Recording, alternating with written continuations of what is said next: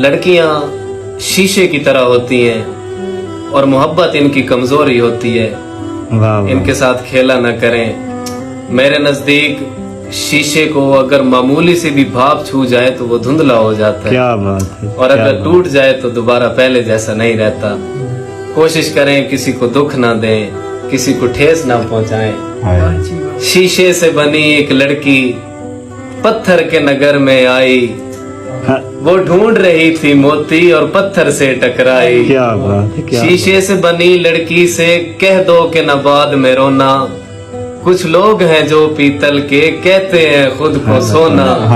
ये झूठ का पुल टूटेगा फिर गहरी है गम की खाई। वो ढूंढ रही थी मोती और पत्थर से टकराई। और शीशे से बनी ये लड़की इस बात से है अनजानी, जब रेत चमकती है तो लगती है दूर से पानी।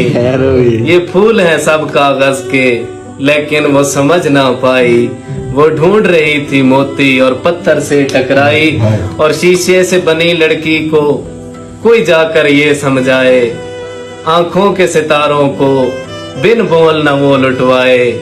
ये रीत है इस दुनिया की मिलती है यहाँ रुसवाई। वो ढूंढ रही थी मोती और पत्थर से टकराई। शीशे से बनी एक लड़की पत्थर से। Very nice.